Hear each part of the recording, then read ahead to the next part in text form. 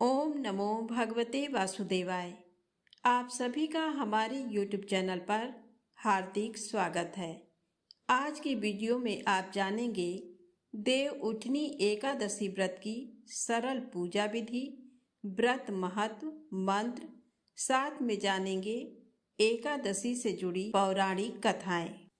कार्तिक माह के शुक्ल पक्ष की एकादशी को हरि प्रबोधनी एकादशी कहा जाता है।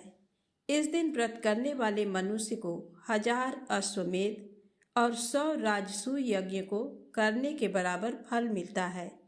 इस चराचर जगत में जो भी वस्तुएं अत्यंत दुर्लभ मानी गई हैं, उसे भी मांगने पर हरि प्रबोधनी एकादशी प्रदान करती है। देवर्षि नारद जी की जिज्ञासा शांत करते हुए ब्रह्मा जी कहते हैं कि पुत्र, मनुष्य के द्वारा किए हुए मेरु पर्वत के समान बड़े बड़े पापों को भी ये एकादशी एक ही उपवास से भस्म कर डालती है। इसी दिन श्री विष्णु निद्रा को त्यागते हैं, जिसके परिणाम स्वरूप जड़ता में भी चेतनता आ जाती है और सृष्टि में भी नई ऊर्जा का संचार होने लगता है। देवताओं में भी सृष्टि को सुचारू रूप से चलाने की नूतन शक्ति आ जाती है।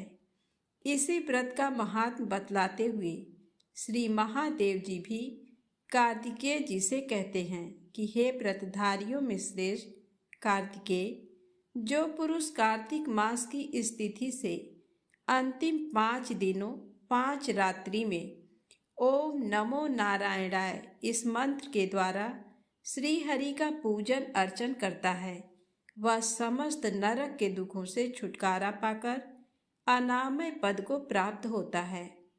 इस व्रत को भीष्म जी ने भगवान वासुदेव से प्राप्त किया था, इसलिए ये व्रत भीष्म पंचक नाम से भी प्रसिद्ध है। आषाढ़ माह के शुक्ल पक्ष की एकादशी से कार्तिक शुक्ल पक्ष की एकादशी तक के मध्य श्री विष्णु क्षीर सागर में शयन करते हैं। प्राणियों के पापों का नाश करके पुण्य वृद्धि और धर्म कर्म में प्रवृत्ति कराने वाले श्री विष्णु कार्तिक शुक्ल पक्ष प्रबोधनी एकादशी को निद्रा से जागते हैं। तभी सभी शास्त्रों ने इस एकादशी को अमोघ पुण्य फलदायी बताया है। इसी दिन से सभी मांगलिक कार्य जैसे शादी, विवाह, मुंडन, गृह प्रवेश, यज्ञोपवीत आदि आरंभ हो जाते हैं। कार्य व्यापार में उन्नति, सुखद दाम्पत्य जीवन, पुत्र पौत्र एवं बांधवों की अभिलाषा रखने वाले गृहस्थों और मोक्ष की इच्छा रखने वाले सन्यासियों के लिए ये एकादशी अमोघ फलदायी कही गई है।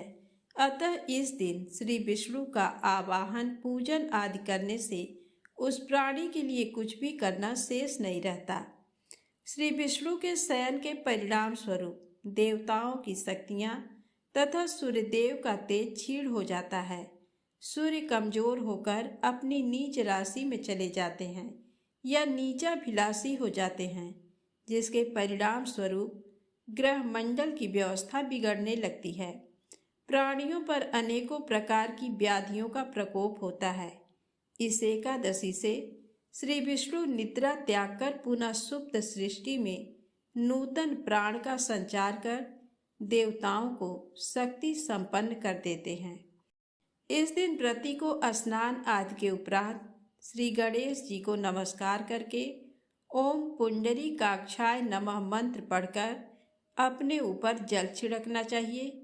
उसके बाद श्री हरि का ध्यान, आवाहन, आसन, पाद प्रक्षालन, स्नान आदि कराकर वस्त्र, यज्ञोपवीत, चंदन, गंध, पुष्प, धूप, दीप, नैवेद्य, लौंग, इलायची, पान, सुपारी, ऋतुफल, गन्ना, केला, अनार एवं जो भी यथा उपलब्ध सामग्री हो उसे अर्पण करते हुए इस मंत्र से ओम नमो नारायणाय या ओम नमो भगवते वासुदेवाय मंत्र का जप करना चाहिए।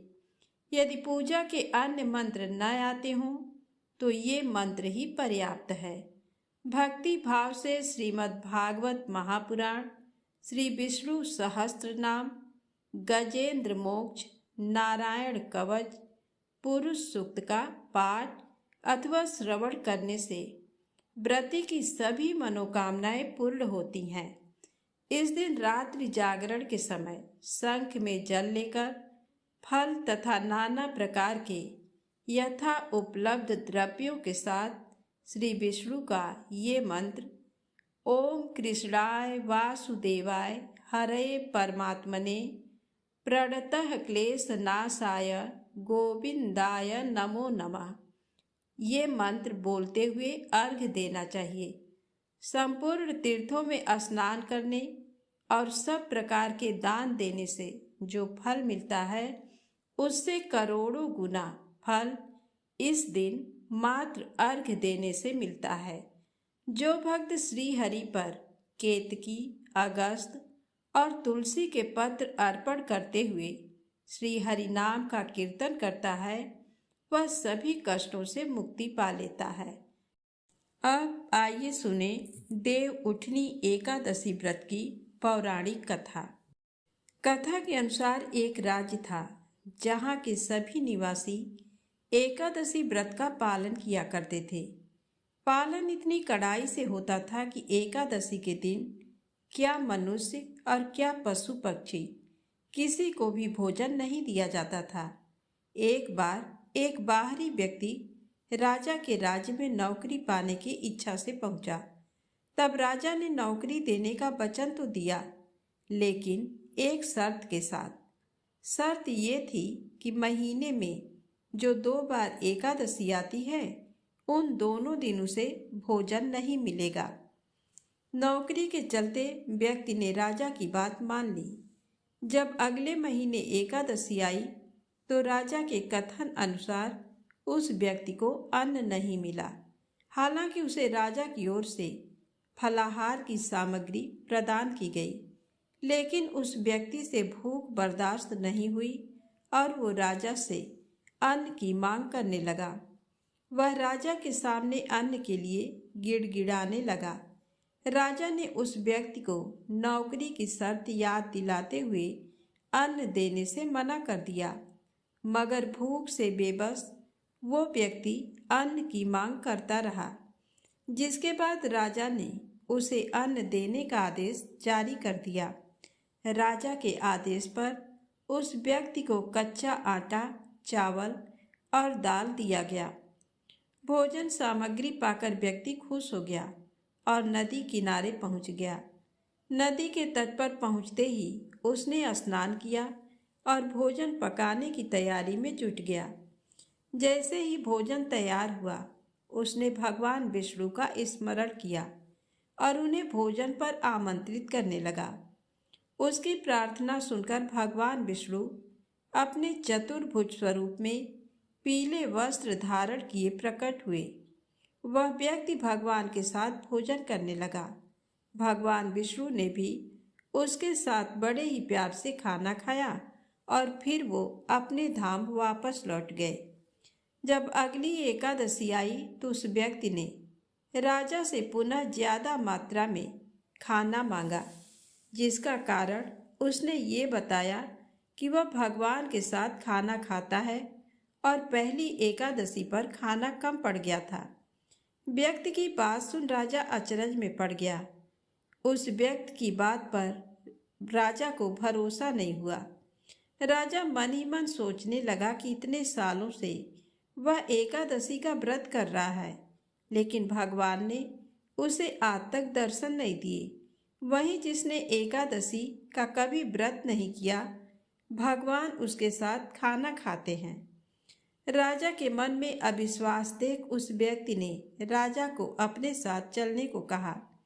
एकादशी के दिन राजा एक पेड़ के पीछे छिप गया और वह व्यक्ति हमेशा के नियम के अनुसार स्नान ध्यान करके और भोजन बनाकर भगवान को बुलाने लगा, मगर इस बार भगवान नहीं आए।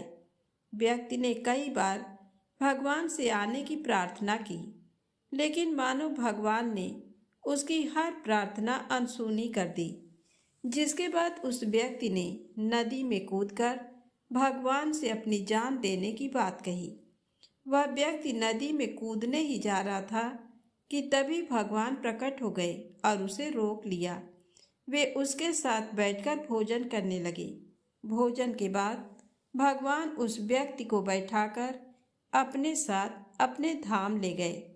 राजा ने ये पूरा दृश्य छुप कर देखा और तब उसे इस बात का ज्ञान हुआ कि मन की शुद्धता के साथ ही व्रत और उपवास करना चाहिए, तभी व्रत का पूर्ण फल प्राप्त होता है। इस घटना के बाद से राजा भी पवित्र मन से व्रत और उपवास करने लगा। जीवन के अंत में उसे भी स्वर्ग की प्राप्ति हुई।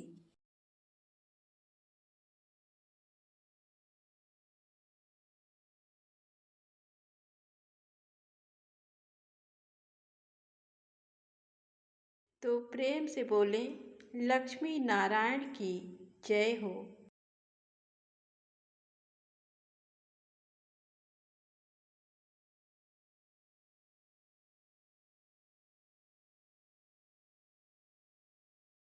आइए सुने देव उठनी एकादशी से जुड़ी अगली पौराणिक कथा।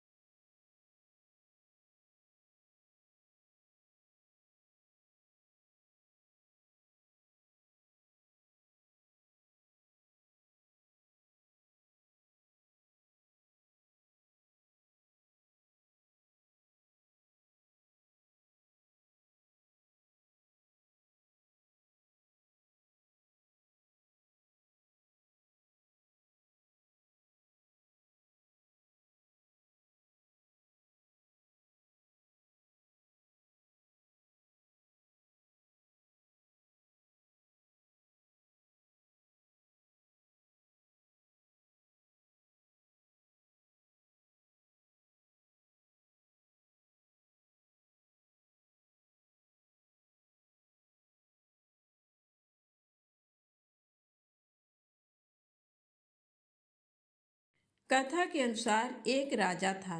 उसके राज्य में प्रजा बहुत सुखी थी। एकादशी को कोई भी अन्न नहीं बेचता था, सभी फलाहार करते थे। एक बार भगवान ने राजा की परीक्षा लेनी चाहिए। भगवान ने एक सुंदरी का रूप धारण किया तथा सड़क पर बैठ गए। तभी राजा उधर से निकला और सुंदरी को देख चकित रह गया। उसने पूछा, हे सुंदरी, तुम कौन हो और इस तरह यहाँ क्यों बैठी हो? तब सुंदर स्त्री बने भगवान बोले, मैं निराश्रिता हूँ। नगर में मेरा कोई जाना पहचाना नहीं है, किससे सहायता मांगू? राजा उसके रूप पर मोहित हो गया था। वह बोला, तुम मेरे महल में चलकर मेरी रानी बनकर रहो। सुंदरी बोली, मैं तुम्हारी बात मानूंगी, पर तुम्हें राज्य का अधिकार मुझे सौंपना होगा। राज्य पर मेरा पूर्ण अधिकार होगा। मैं जो भी बनाऊंगी तुम्हें खाना होगा। राजा उसके रूप पर मोहित था, अतः उसने उसकी सभी शर्तें स्वीकार कर ली। अगले दिन एकादशी थी। रानी ने हुक्म दिया कि बाजारों में अन्य दिनों की तरह अन्न बेचा जाए। उसने घर में मांस, मछली आदि पकवाए तथा परोसकर राजा से खाने के लिए कहा। ये देखकर राजा बोला, रानी, आज एकादशी है, मैं तो केवल फलाहार ही करूँगा। तब रानी ने शर्त की याद दिलाई और बोली, या तो खाना खाओ, नहीं तो मैं बड़े राजकुमार का सिर काट लूँगी। राजा ने अपनी स्थिति बड़ी रानी से कही तो बड़ी रानी बोली, महाराज, धर्म ना छोड़ें, बड़े राजकुमार का सिर दे दें। पुत्र तो फिर मिल जाएगा, पर धर्म नहीं मिलेगा। इसी दौरान बड़ा राजकुमार खेलकर आ गया। माँ की आंखों में आंसू देखकर वह रोने का कारण पूछने लगा, तो माँ ने उसे सारी वस्तु स्थिति बता दी। तब वह बोला, मैं सिर देने के लिए तैयार हूँ। पिताजी के धर्म की रक्षा होगी, जरूर होगी। राजा दुखी मन से राजकुमार का सिर देने को तैयार हुआ तो रानी के रूप से भगवान विष्णु ने प्रकट होकर असली बात बताई। राजन, तुम इस कठिन परीक्षा में पास हुए। भगवान ने प्रसन्न मन से राजा से वर मांगने को कहा तो राजा बोला, आपका दिया सब कुछ है, हमारा उद्धार करें। उसी समय वहां एक विमान उतरा।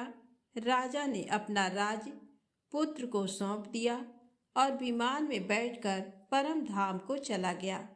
तो प्रेम से बोले, श्री हरि विष्णु भगवान की जय हो। अब आइए सुने देव उठनी एकादशी की एक प्रमुख कथा शंखासुर नामक राक्षस की है।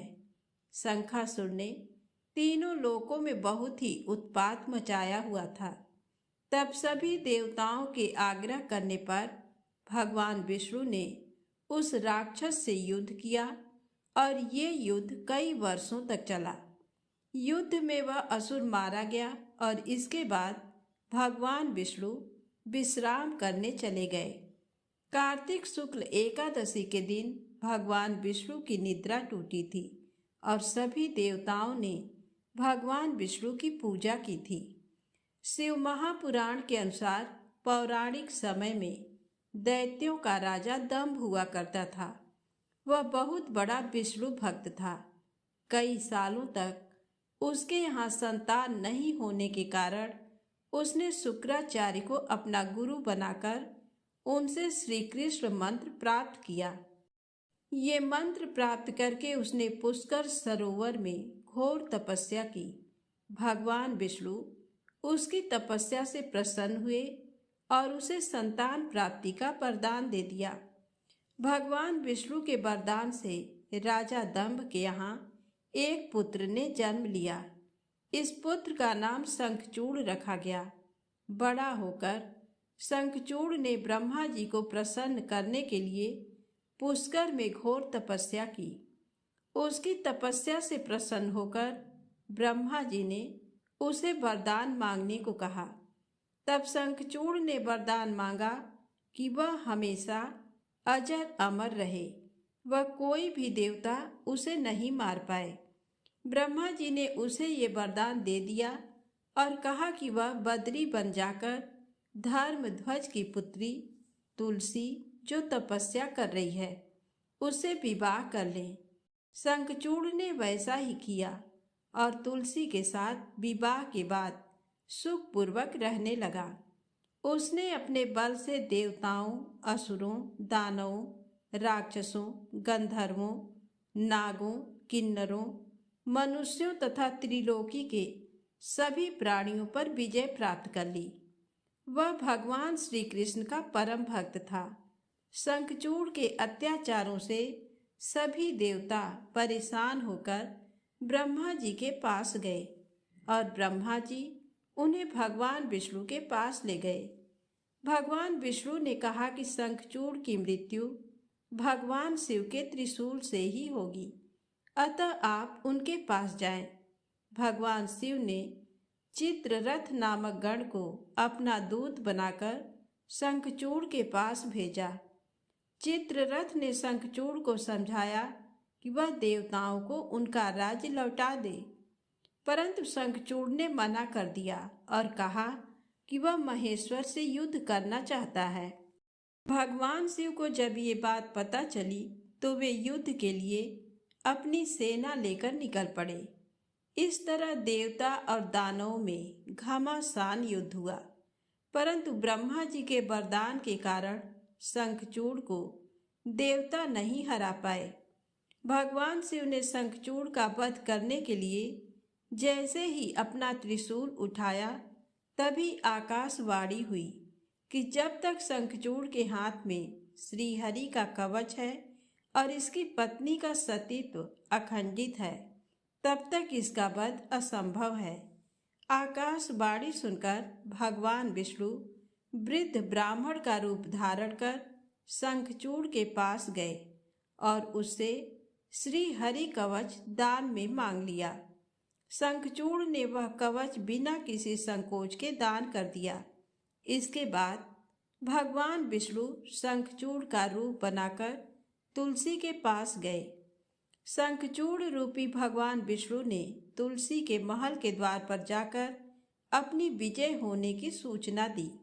ये सुनकर तुलसी बहुत प्रसन्न हुई और पति रूप में आए भगवान का पूजन किया व रमण किया। ऐसा करते ही तुलसी का सतीत्व खंडित हो गया और भगवान शिव ने युद्ध में अपने त्रिशूल से शंखचूड़ का वध कर दिया। तब तुलसी को पता चला कि वे उनके पति नहीं हैं, बल्कि वे तो भगवान विष्णु हैं। क्रोध में आकर तुलसी ने कहा कि आपने छल पूर्वक मेरा धर्म भ्रष्ट किया है और मेरे पति को मार डाला। अतः मैं आपको श्राप देती हूँ कि आप पाषाण होकर धरती पर रहें। तब भगवान विष्णु ने कहा, देवी, तुम मेरे लिए भारतवर्ष में रहकर बहुत दिनों तक तपस्या कर चुकी हो। तुम्हारा ये शरीर नदी रूप में बदलकर गंडकी नामक नदी के रूप में प्रसिद्ध होगा। तुम पुष्पों में श्रेष्ठ तुलसी का वृक्ष बन जाओगी और सदा मेरे साथ रहोगी। तुम्हारे श्राप को सत्य करने के लिए मैं पाषाण बनकर रहूंगा। गंडकी नदी के तट पर मेरा वास होगा। देव प्रबोधिनी एकादशी के दिन भगवान शालिग्राम व तुलसी का विवाह संपन्न कर मांगलिक कार्यों का प्रारंभ किया जाता है। हिंदू धर्म मान्यता के अनुसार इस दिन तुलसी शालिग्राम विवाह करने से अपार पुण्य प्राप्त होता है। प्रेम से बोले श्री हरि विष्णु भगवान की जय हो। तुलसी माता की जय हो।